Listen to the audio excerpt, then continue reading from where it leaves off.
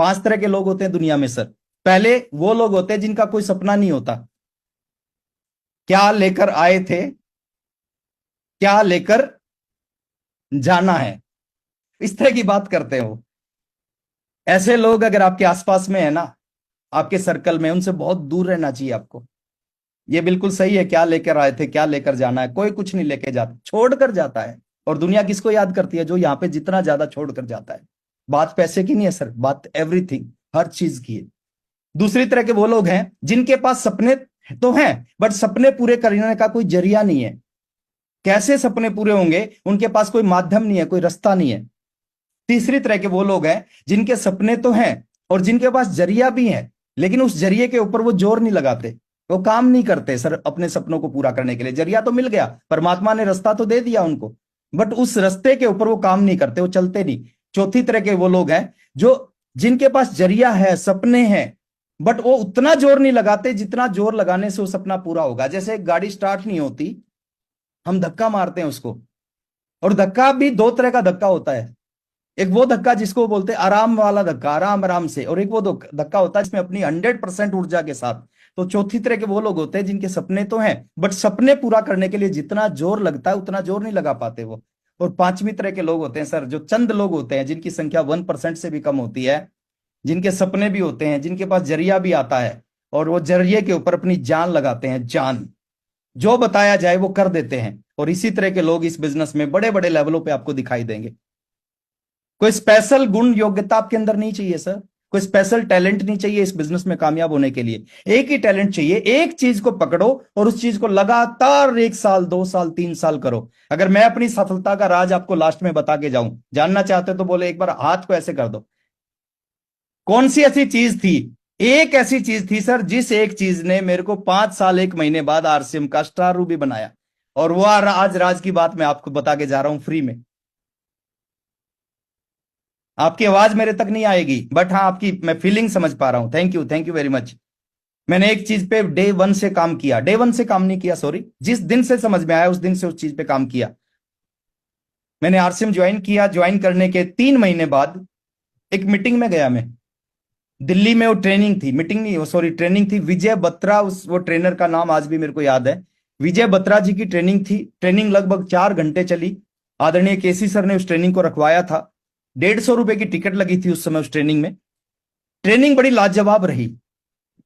19 साल की उम्र थी, ना दाढ़ी आई थी ना मूछ आई थी, टाई लगा रखी थी, शर्ट पहन रखी थी, रेड कलर की टाई थी। मैं बाहर गया, बाहर जाने के बाद मैंने विजय बत्रा जी से कहा कि सर मेरी उम्र 19 साल है, मैं पढ़ाई करता था, नौकरी करता था, मैंने दोनों काम छोड़ के फुल टाइम इस बिजनेस को करना शुरू किया। कोई ऐसी चीज आप मेरे को बता के जाओ जिस चीज की वजह से, जिस काम की वजह से मैं सफल हो जाऊं।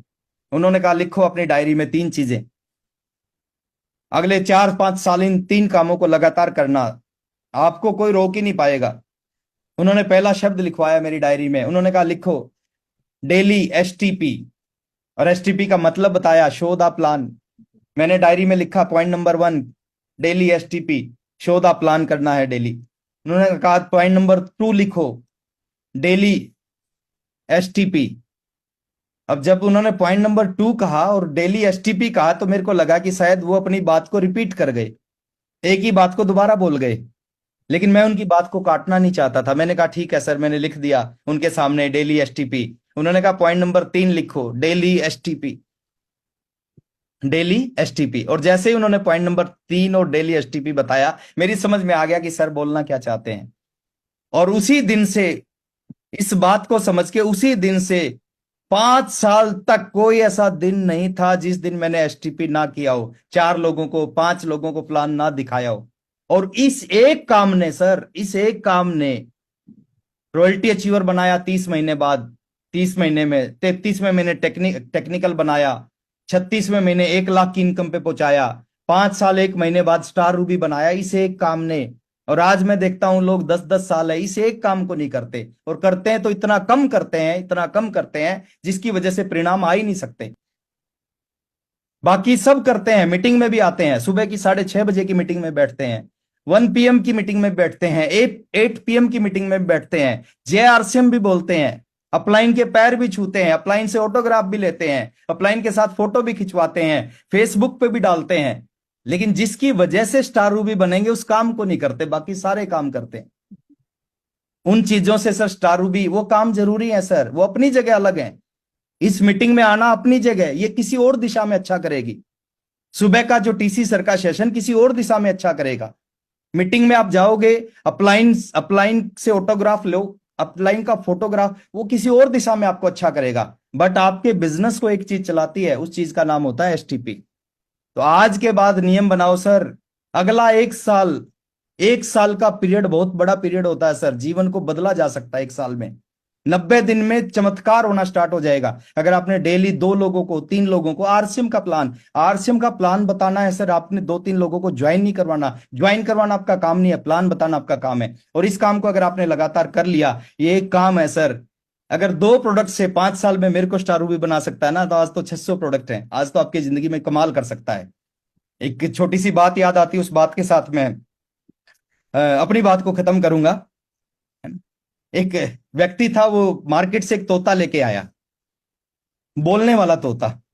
अपने घर में उस पिंजरे में उस तोते को रख दिया। 1 दिन 2 दिन हो गया, वो तोता नहीं बोला। अब जब तोता नहीं बोला तो वो व्यक्ति दुकानदार के पास गया। दुकानदार के पास जाके उसने शिकायत की कि जो तोता लेके गया था वो तो बोलता ही नहीं।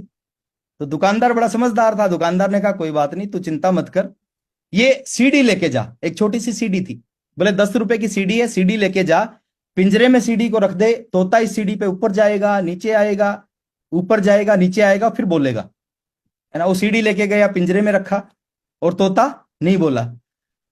फिर दुकानदार के पास आया 2 दिन बाद कि तोता तो नहीं बोला। बोले कोई बात नहीं, है ना, ये घंटी लेके जा, 10 रुपए की घंटी है, और गले में बांध दे, तोते के गले में बांध दे। वो जब आगे पीछे होगा घंटी बजेगी टन टन टन, और वो बोलेगा। तो घंटी लेके गया, गले में बांध दिया, 2 दिन हो गए नहीं बोला, है ना। फिर तीसरी बार गया तो दुकानदार ने तीसरी कोई चीज दे दी, फिर भी नहीं बोला, है ना। वो 10 दिन बाद फिर गया दुकानदार के पास में, और दुकानदार को जाके उसने कहा कि तोता तो मर गया। अब दुकानदार ने पूछा तोता मर गया, कुछ बोला नहीं? बोले बोला, मरने से पहले एक बार बोला। बोले क्या बोला? तो बोले मरने से पहले तोते ने बोला कि आप इतनी सारी चीज लेके आए, घंटी लेके आए, सीडी लेके आए, ये लेके आए, ये लेके आए, थोड़ा सा खाना नहीं ला सकते थे क्या? तो कुछ लोग सब करते हैं सर, जिसकी वजह से स्टार भी बनेंगे उसको नहीं करते, और तोता मरता है। तो मैं नहीं चाहता सर आपकी जिंदगी में कुछ ऐसा हो, आप इस बिजनेस के बहुत बड़े अचीवर बने, आपको आपकी जिंदगी में सारी खुशियां आपकी जिंदगी में आए, सारे सपने आपके पूरे हों।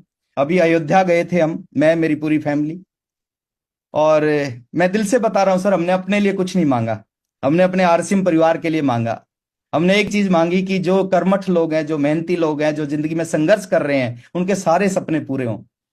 और मेरी शुभकामनाएं आपके साथ है। दोबारा कभी मुलाकात करेंगे, फिर और बहुत सारी बातें करेंगे। समय ज्यादा हो चुका है। 2 लाइनों के साथ अपनी बात को खत्म कर रहा हूं कि अगर हो सके तो अब कोई शम्मा जलाइए, इस दौरे सियासत का ये अंधेरा मिटाइए, क्यों कर रहे हो आंधियां रुकने का इंतजार, आओ हमारे कांधे से कांधा मिलाइए। Thank you very much. Over to Kirti ma'am. Thank you so much sir. और मुझे लगता है